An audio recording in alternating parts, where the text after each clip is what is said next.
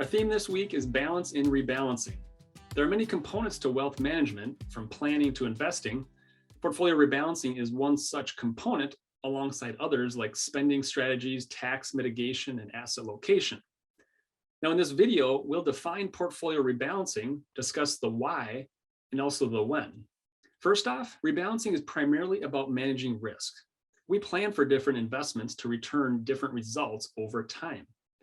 We believe that owning a diverse mix of assets can help smooth out returns.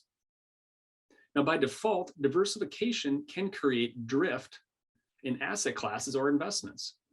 Drift is when one or more assets in a portfolio move considerably outside of the target allocation.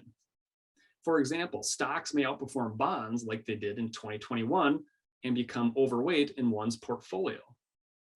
Also, stocks may drift compared to other stocks, such as small company stocks outperforming large company stocks. The takeaway here is that investments can drift, which importantly leads to a different risk profile.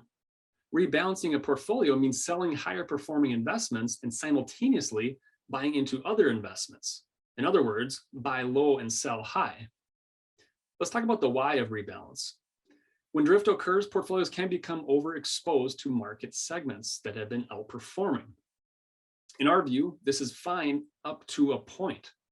Now, this goes back to the risk management part. We generally don't want any single investment or asset class to control too much of the future results. A non-rebalanced portfolio can lead to being more vulnerable to market segment declines. Here's a study that explores the impact of drift over time. A non-rebalanced portfolio started at 60% stock and 40% bond, eventually drifted up to 80% in stocks. Now, to be clear, there's nothing wrong with an 80% stock investment mix. The key component here is understanding if the tolerance and the financial plans of that investor have also drifted. The investor with 80% stock is taking on more potential risk than they may have anticipated. Lastly, the when or the frequency of rebalancing. Now, this is a topic that has been studied extensively in our industry.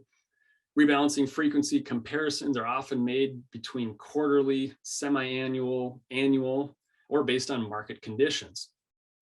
Now, our approach is to allow for some drift and then rebalance based on market conditions. After all, market movements, not time, dictate the drift of an overall investment portfolio. Rebalancing should also be based on investor situation, including actual or expected cash flows and investor tax status, as these personalized factors can impact outcomes. To recap, rebalancing is primarily about managing risk over time. Portfolio drift changes the level of risk in a portfolio, and there are multiple ways to rebalance. As I mentioned at Vector, we advocate for allowing some drift and broadly allowing markets to dictate timing balanced with client-specific situations.